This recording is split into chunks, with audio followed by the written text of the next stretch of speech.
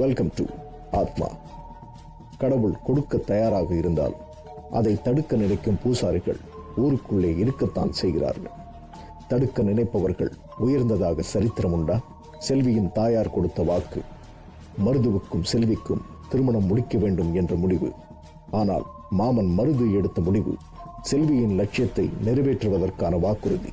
மனித இயல்பே தன் நிலை உயர உயர அந்தந்த உயரத்தில் இருக்கக்கூடிய மனிதர்களை அவர்களுக்கு தெரிவார்கள் என்பதே. இதுவே மனித நிலையும் கூட. செல்வி உயர உயர பறந்து கொண்டிருக்கிறாள்.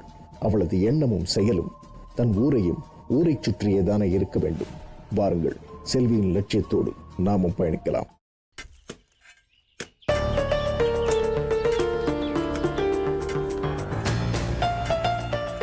சாயங்காலம் வந்து வீட்டாண்ட வாங்கிக்கமா. ஓ சரிங்க ஐயா. ஐயா, இன்னைக்கு சாயந்தரத்துக்குள்ள குளத்து வேலை முடிஞ்சிருங்க ஐயா. நான் கிளம்புறேங்க ஐயா. சரி. என்ன சுப்பு, என்ன விஷயம்? செல்வி டாக்டருக்கு படிக்கிறது அவ்வளோ நல்லது இல்லைங்கய்யா. ஏய், முதல்ல வாய கழுவு சுப்பு. ஏன் இப்படி பேசுற? எல்லாம் காரணத்தோட தான் ஏன் சொல்கிறேன். நீங்கள் காலேஜுக்கே போனதில்லை, ஸ்கூல் படிப்போட நிப்பாட்டிட்டீங்க. எனக்கு அவ்வளோதான் படிப்பு ஏறிச்சு சுப்பு. அதனால தான் நான் அதோட படிப்பை நிறுத்திட்டேன். நமக்கு விவசாயம் இருக்கு, இது போதும்னு இருந்துட்டேன். செல்வி அப்படி இல்லைல்ல, நல்லா படிக்கிறா, மார்க்கு ரேங்க்கும் வாங்குறா. ஏன் அவ ஆசைப்பட்ட மாதிரி மேலதான் படிக்கட்டுமே. ஐயா, நான் சொல்ல வர்றது என்னன்னா, நீங்க செல்வியை விரும்புறீங்க, கல்யாணம் பண்ண ஆசைப்படுறீங்க. காரணம் அது உங்க முறை பொண்ணு. என் செல்வி மனசுல அதான் இருக்கு சுப்பு. உனக்கு தான் அது தெரியும்ல. அதெல்லாம் இப்ப இருக்குங்க. டாக்டர் ஆயிட்ட பிறகு அதே மாதிரி இருக்குன்னு சொல்ல முடியுங்களா? படிக்க போற இடத்துல நிறைய பழக்கம் வரும். டாக்டர் அம்மா இன்னொரு டாக்டர் தானே கல்யாணம் பண்ணிப்பாங்க. என் செல்வி அப்படி இல்ல சுப்பு, தங்கமானவ. நீ சொல்ற மாதிரி நாளைக்கு அப்படி ஒரு விஷயம் நடந்ததுன்னா நான் சந்தோஷமா நானே செல்விக்கு ஒரு டாக்டர் மாப்பிள்ளைய கல்யாணம் பண்ணி வைப்பேன். காதலிக்கிறது கல்யாணம் பண்ணிக்கிறதுல இல்ல, நாம காதலிக்கிறவங்க நல்ல சந்தோஷமா வாழணும். அதுலதான் காதல் இருக்கு. அவ வாழ்க்கை நம்மளோட வாழ்ந்தாலும் சரி, வேற யார் கூட போய் வாழ்ந்தாலும் சரி, அவன் நல்லா வாழணும். அதுதான் காதல். அதுதான் காதலிக்கிறவங்களோட மனசு. என்னை பொறுத்த வரைக்கும் செல்விய டாக்டர் ஆக்கி பார்க்கறதுன்னு முடிவு பண்ணிட்டேன். செல்வி டாக்டர் ஆகணும். அதுதான் இப்போதைக்கு என்னுடைய ஆசை, லட்சியம், கனவு எல்லாம். இதெல்லாம் செய்யறதுக்கு ஒரு பெரிய மனசு வேணுங்கய்யா. மாமா. சரிங்கய்யா, நான் கிளம்புறேங்க. செல்வி, என்னைக்கு புறப்படணும்னு முடிவு பண்ணிட்டியா? அத சொல்றதுக்கு தான் மாமா வந்தேன். சொல்லு.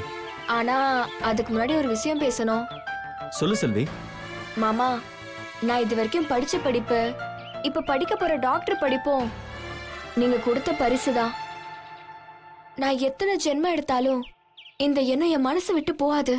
செல்வி, அதெல்லாம் இருங்க மாமா, நான் பேசி முடிச்சிடுறேன். நான் டாக்டர் ஆனாலும் உங்க மேல இருக்க காதல் எனக்குள்ள மாறாது. என் மனசுல நீங்க தான் இருக்கீங்க. இந்த உடம்புல இருக்க உயிர் எல்லாமே உங்களோடதுதான். நமக்குள்ள இருக்க காதலுக்கு எதுவும் தடையா இருக்க முடியாது. என் வாழ்க்கையில எதுவா இருந்தாலும் உங்களோட அன்புக்கு அப்புறம் தான் மாமா. அந்த கிறுக்கன் சொல்றதை நீ கேட்டுட்டு இருந்தியா? விடு, ஏதோ அவனுக்கு தோணதான் அவன் சொல்லிட்டு இருந்தான். அப்புறம் எதுக்கு வேற ஒருத்தருக்கு கல்யாணம் பண்ணி கொடுக்கறேன்னு சொன்னீங்க?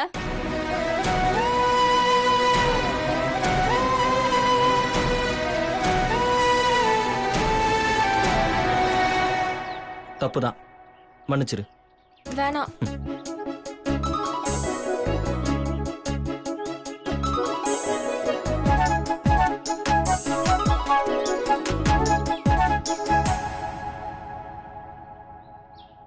நான் டாக்டர் படிப்பை முடிச்சுட்டு இந்த கிராமத்து மக்களுக்கு உதவி பண்ணணும். அதுக்கு நீதான் எனக்கு துணையா இருக்கணும். நான் வர வரைக்கும் எங்க அம்மாவை நீதான் பாத்துக்கணும்.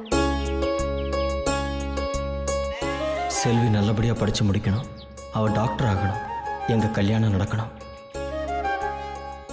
அம்மா செல்வி, இந்த தேங்காவை உன் கையில உடைச்சு எடுத்துருவாமா. சரிங்க சாமி.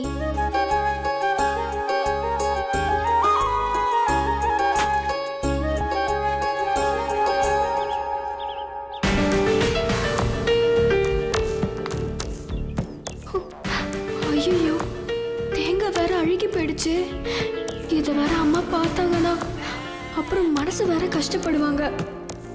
அப்புறம் தேவையில்லாத பிரச்சனை வேற பண்ணுவாங்க. இப்போ என்ன பண்றது? தேங்காயில இந்த மாதிரி ஆகுறதுலாம் சகஜம்தான். நாம இதை மறைச்சே வச்சிருவோம்.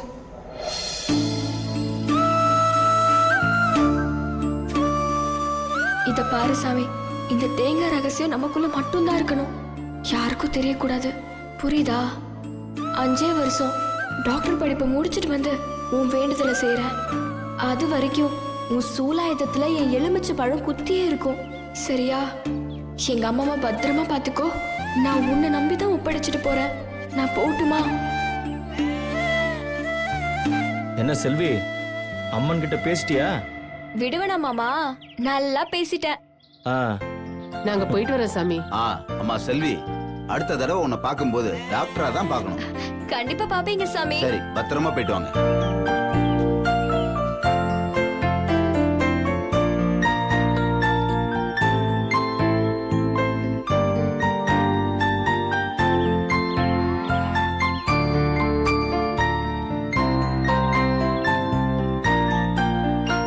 மருது, என்னப்பா இன்னும் எவ்வளவு நேரம் தான் நிக்கிறது?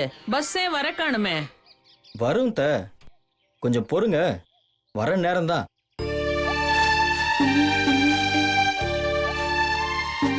நீ நல்லா படிச்சு பெரிய ஆளாகணும், அதுல தாண்டா எனக்கு சந்தோஷம்.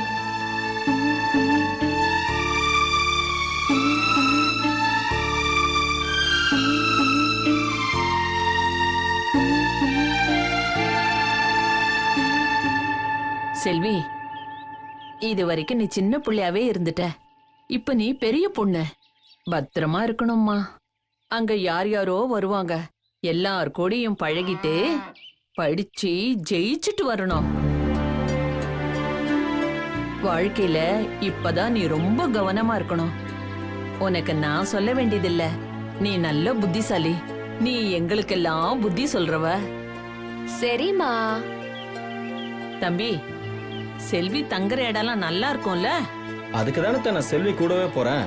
எல்லாத்தையும் நான் பார்த்து ஏற்பாடு பண்ணிட்டு தான் திரும்பி வருவேன். நீங்க கவலைப்படாதீங்க த, நான் வந்து உங்களுக்கு எல்லா விவரத்தையும் சொல்றேன். இப்பவே எனக்கு மனசு முழுக்க கவலையாதான்ப்பா இருக்கு. மா, கவலைப்பட்டுக்கிட்டே இருக்காதீங்கம்மா. கவலை உடம்புக்கு வியாதி. சந்தோஷமா இருக்கணும், அதுதான் உடம்புக்கு ஆரோக்கியம். இப்பவே டாக்டர் மாதிரி பேசுறா என் பொண்ணு. ஆட்டோ அத்த, பஸ் வர மாதிரி தெரியல, நாங்க ஆட்டோலயே போயிடுறோம். சரியா? பார்த்து இருக்கணும் செல்வி. சரிம்மா. பார்த்துப்பா. சரி த, நீங்க எல்லாத்தையும் பாத்துக்கங்க, நான் அவளை போய் விட்டுட்டு வந்துடுறேன். சரியா? பார்த்துமா. வரமா.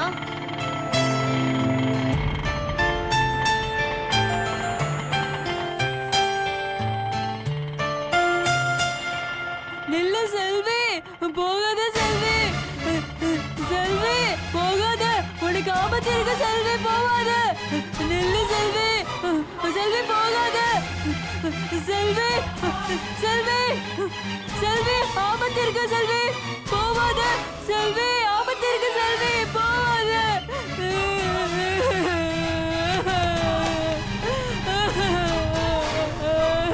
செல்வி போகாத, ஆபத்து இருக்கு. முதல் கோணல், முற்றிலும் கோணல். டாக்டருக்கு படித்தவள் ஒரு டாக்டரை தான் விரும்புவாள் என்று மருதுவிடம் மாறி முறையிட்டதை கேட்ட செல்விக்கு முதல் அதிர்ச்சி. தான் ஆத்மார்த்தமாக பேசிக்கொள்ளும் அம்மனிடம் விடைபெறுவதற்காக உடைத்த தேங்காய் அழுகல். இது இரண்டாவது அதிர்ச்சி. அவள் அறியாத மூன்றாவது அதிர்ச்சி வைத்தியத்தின் எச்சரிக்கை. ஆனால் அந்த எச்சரிக்கை அவளுக்கு கேட்கவே இல்லை. ஒரு சாமானியனின் பயணத்தில் இத்தனை இடர்களா? செல்வியின் பயணத்தில் இனி என்ன நடக்கப் போகிறது? விடுதியில் சேர்த்துவிட்டு வந்த மருதுவுக்கு நேர்ந்த பேரிடி. தன்னிடம் வாக்கு கொடுத்த மாமன் மகள். நீ இல்லாமல் இந்த வாழ்க்கை இல்லை. நான் மருத்துவம் படித்தாலும் இந்த ஜென்மத்தில் நீதான் என் கணவன். சிரித்து காட்டி வழி அனுப்பியவள் உடலற்ற உயிராக திரும்பி வருவாளா? அவள் இல்லாத உலகத்தில் அவனும் வாழத்தான் வேண்டுமா? செல்வி சென்ற இடத்திற்கே சென்று விடலாம் என்று தீர்மானிக்கும் போதுதான் பூசாரி சொன்ன அந்த விஷயம் அவனுக்கு பேரதிர்ச்சியை தந்தது. மருது நிலை குலைந்து போய்விட்டான். மருதுவின் நிலை இனி என்ன ஆகப் போகிறது பார்க்கலாம்.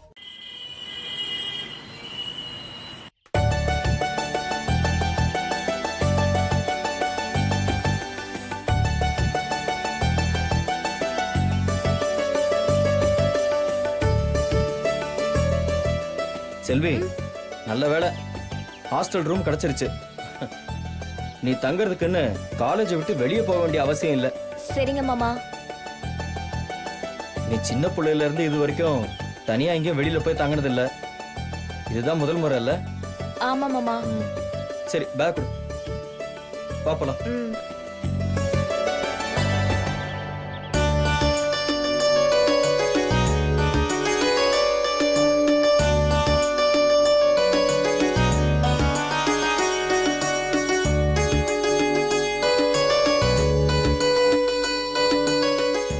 போயிட்டு வா.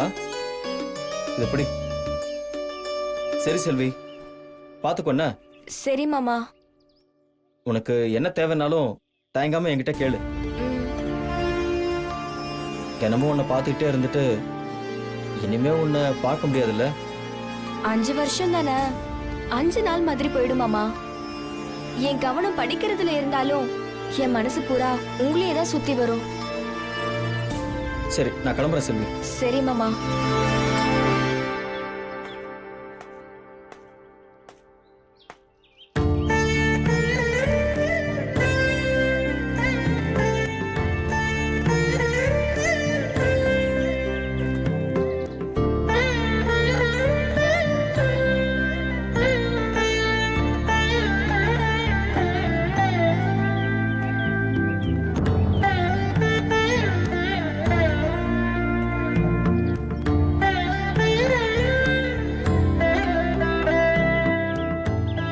நான் போயிட்டு வரேன்.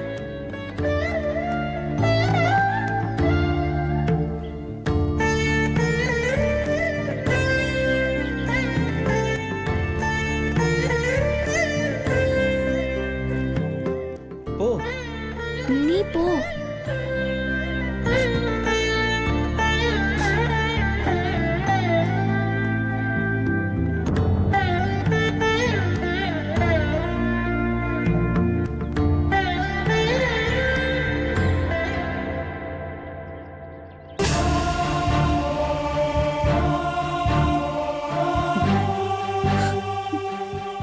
அன்னைக்குதான் நான் செல்விய கடைசியா பார்த்தேன்.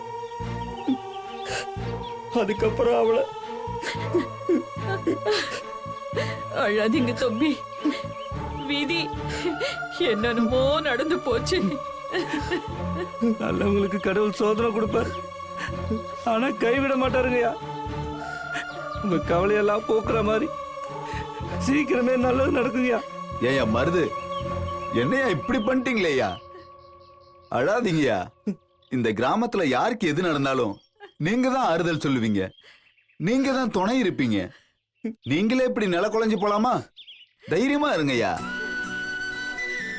மனசுல இருந்த தைரியமும் போய் மனசு உடைஞ்சு போனாலே எல்லாமே போயிடும். என் மனசு செல்வி கிட்டதான் இருக்கு.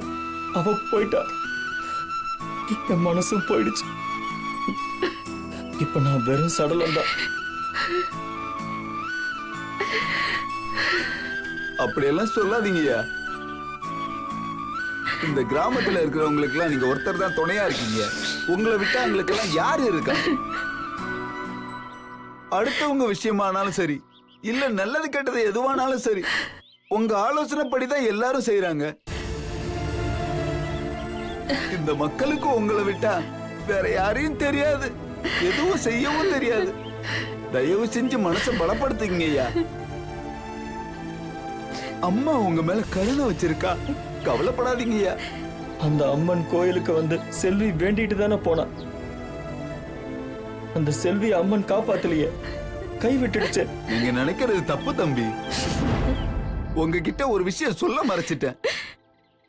செல்வி சாமி கும்பிடும்போது உடைஞ்ச தேங்காய் அழுகி போயிருந்துச்சு. அது செல்விக்கும் தெரியும். உடைச்ச தேங்காய செல்வி எனக்கு கூட தெரியக்கூடாதுன்னு மாலைக்குள்ள மறைச்சு வச்சிட்டா. நீங்க எல்லாம் போனதுக்கு அப்புறம் தான் நானே அதை பார்த்தேன். எனக்கு அப்பவே மனசுக்கு தப்பா பட்டுச்சு. இதை எப்படி சொல்றது, இதை யாருக்கிட்ட எப்படி போய் சொல்றதுன்னு தெரியல. அதுவும் இல்லாம நீங்க டவுனுக்கு வேற போய் சேர்ந்துட்டீங்க. சரி அம்மன் பார்த்து பண்ணு, அம்மன் மேல பாரத்தை போட்டு இருந்துட்டேன். விதி எல்லாரையும் ஏச்சிட்டு அதோட வேலையை செஞ்சிடுச்சு. இதுல நம்ம யாரையும் குத்தம் சொல்ல முடியாது. அடுத்து நமக்கு உண்டான காரியத்தை செய்வோம். எல்லாத்தையும் அம்மா பார்த்துக்கிட்டு தான் இருக்கா. கவலைப்படாதீங்கய்யா, மனசை விட்டுறாதீங்க, தைரியமா இருங்க. காலம் மாறும். எல்லா மனக்காயங்களுக்கும் காலம்தான் மருந்து. உங்களுக்கு இன்னும் நிறைய காலங்கள் இருக்கு. அது உங்களை பக்குவப்படுத்தும் ஐயா. அதுக்கப்புறம் உங்களுக்கு எது நடந்தாலும் ஏத்துக்கிற மனப்பக்குவம் உங்களுக்கு வந்துடும். கவலைப்படாதீங்கய்யா, தைரியமா இருங்க. அம்மா நம்ம கூடவே இருக்கா. நமக்கு இனிமே எந்த தீங்கும் வராதையா. வருது நம்ம கொடுப்பன அவ்வளவுதான்ப்பா. என்ன நடந்தாலும் மனசை தளர விட்டுறாதீங்க ஐயா. எது நடக்குமோ அது நடந்தே தீரும்.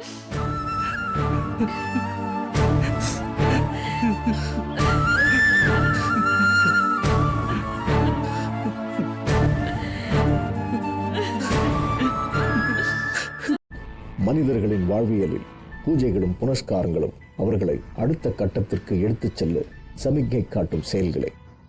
கடவுளே, என்னை நல்வழிப்படுத்து, எனக்கு நல்வழி காட்டு. இப்படிப்பட்ட வேண்டுதல்கள் மனித நம்பிக்கைகளுள் ஒன்றே. அதுபோலத்தான் அம்மனை வழித்துணையாக அழைத்த செல்விக்கு போக வேண்டாம் என்று எச்சரிப்பதற்காகவே சகுனத்தை தேங்காய் மூலம் காண்பித்திருக்கிறாள் அம்மன். இதை செல்வி மறைத்து விட்டாள். அப்படியென்றால் செல்விக்கு என்னதான் நேர்ந்தது? இறந்தவர்கள் சாட்சி சொன்ன சம்பவங்களும் கதைகளும் பலமுறை இந்த உலகில் அரங்கேறி இருக்கிறது. அப்படியானால் செல்வியின் மரணத்திற்கும் சாட்சி உண்டோ? ஊருக்கு போய்விட்டால் சௌமியா என்று நம்பிக்கொண்டிருந்த யாஷிகாவிற்கு ஒரு பேரதிர்ச்சி. வைத்தியக்காரியிடம் சௌமியாவின் போன் இருப்பதை கண்டறிகிறாள். வைத்தியக்காரிக்கு சௌமியா எங்கே இருக்கிறாள் என்று தெரிந்தாலும் இவர்களால் அவளிடம் விளக்கம் கேட்க முடியவில்லை. யாஷிகாவிற்கு தான் வந்த மெடிக்கல் கேம்ப் வெற்றிகரமாக நிறைவுற வேண்டும் என்ற எண்ணம். வைத்தியக்காரியின் செயல்களும் நடவடிக்கைகளும் இவர்களை ஒரு பாதையில் அழைத்துச் செல்கிறது என்பதை அறியாமல் இவர்கள் வேறொரு பாதையில் பயணிக்கிறார்கள். நாமும் அந்த பாதையில் பயணிப்போம், வாருங்கள். யாஷிகா, ஒவ்வொரு தடவையும் கெஸ்ட் ஹவுஸ்ல இருந்து ஊருக்கு போறதுக்கு இந்த காட்டுக்குள்ள நடந்து வரும்போது காலே விட்டு போயிருதுடி. என்னடி பண்ணி தொலைக்கிறது? கொஞ்ச நாளைக்கு அட்ஜஸ்ட் பண்ணிக்கோ. அதுக்கப்புறம் இங்கெல்லாம் யாரு வரப்போறா? என்னால நடக்க முடியலடி, கால் ரொம்ப வலிக்குது. ஏமா, உங்கள மாதிரி டாக்டருக்கு படிச்சவங்க வந்து பார்த்தா தானே எங்களை மாதிரி கிராமத்துல இருக்கிறவங்களுக்கு உடம்பு ஆரோக்கியமா இருக்கும். அது சரி, உங்க உடம்பு ஆரோக்கியமா இருக்கிறதுக்கு எங்க உடம்பு கெட்டு போகணுமா? உங்க உடம்புக்கு என்னம்மா, நல்லதானமா இருக்கீங்க. புண்ணா போச்சு. இங்க வந்ததுல இருந்து நல்ல சாப்பாடே இல்ல. இதோ இந்த காட்டுல இப்படி நடந்து நடந்து கால் வலியில செத்து போயிரும் போல. ஏய், இது பைத்தியம் தானே? ஆமா டாக்டர் அம்மா. யாஷிகா, அவ கையில பாத்தியா? சௌமியா மொபைல் மாதிரி இல்ல? ஆமா, இது சௌமியா மொபைல் தான். இது எப்படி உன்கிட்ட வந்தது? அவ சாவும்போது இத குட்டா. என்னது? சௌமியா செத்து போயிட்டாளா? ஆமா, பாவம். அவ சாவும்போது ரொம்ப பாவமா செத்தா. டாக்டர் அம்மா, இவ சொல்றதெல்லாம் நம்பாதீங்க. இவ இப்படிதான் ஏதாவது உளறிட்டே இருப்பா. இவ பைத்தியம். அதான் பார்த்தாலே தெரியுதே. சௌமியாவோட செல்போன் இவகிட்ட எப்படி வந்தது? திருடிட்டு வந்திருப்பாமா. ஆள் அசந்து ஏமாந்தா நம்ம கிட்டே திருடிடுவா. ஓ, இவ திருட்டு வேலை எல்லாம் வர செய்வாளா? ஆமாமா. ஏய், அந்த போன் என்கிட்ட கொடு. தரமாட்டேன். ரெண்டு. ஏய், இது சௌமியாவோட போன் ரே. சௌமியா தான் சொத்து போச்சுல, எதுக்கு போனு? பைத்தியம். ஏய், யாரு பைத்தியம்? நாங்களா நீயா? போனை கொட்றி. தரமாட்டா போ. ஏய் அவளை புடி. ஏய் நில்றி. ஏய் சௌமியா செல்போன் இவகிட்ட இப்படி வந்துச்சு. அதாண்டி எனக்கும் புரியல. இவ ஊருக்கு போறேன்னு தானே சொன்னா. அவ ஊருக்கு போனாலா இல்லையான்னு தெரியலையே. போன் இவகிட்ட இருக்குன்னா சௌமியா எங்க போனா? ஏதோ மர்மம் நடந்திருக்கு. ஆமா சொன்னா, அது என்னன்னு கண்டுபிடிக்கணும்.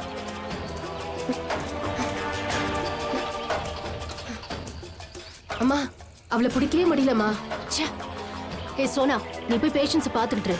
நான் வந்து ஜாயின் பண்ணிக்கிறேன். ம் ஓகே.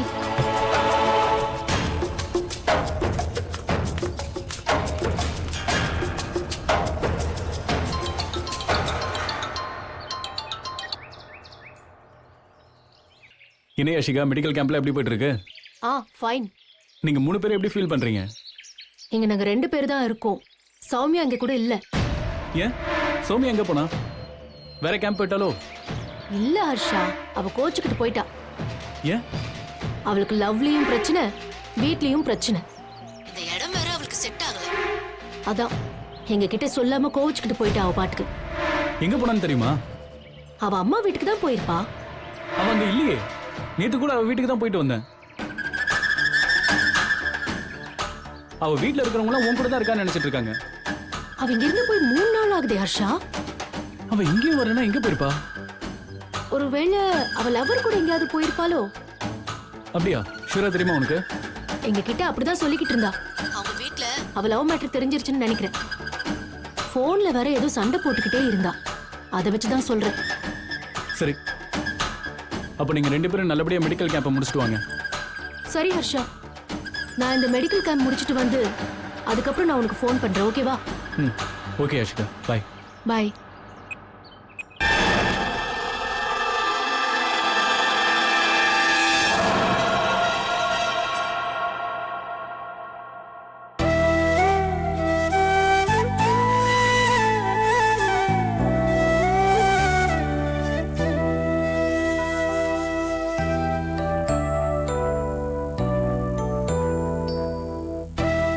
செல்வி, செல்வி,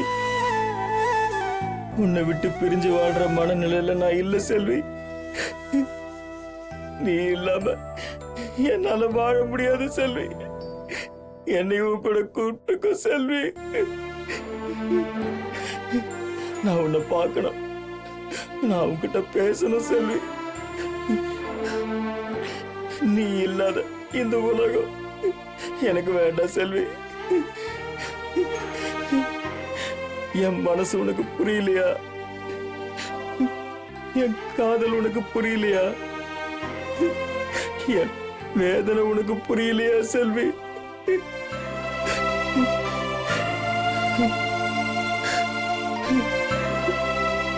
மாமா,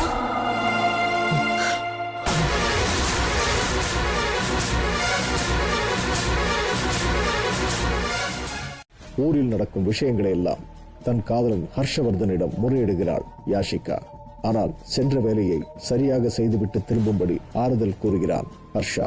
சௌமியாவின் காதலன் போன் செய்து வரச் சொன்னதால் தன்னிடம் சொல்லாமல் கிளம்பிவிட்டதாக நம்பிக்கொண்டிருக்கும் யாஷிகாவிற்கு எப்படி தெரியும் செல்வி ஆத்மாவாக உருவெடுத்து விட்டாள் என்று?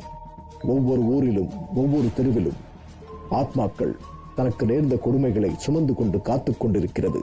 உங்களிடம் பகிர்ந்து கொள்ள இங்கு செல்வியின் ஆத்மாவிற்கு இழைக்கப்பட்ட அநீதிகளை பற்றியும் அவள் சொல்லப்போகும் சம்பவங்களை பற்றியும் தெரிந்து கொள்ள நாளை வரை காத்திருப்போம். இது ஆத்மா.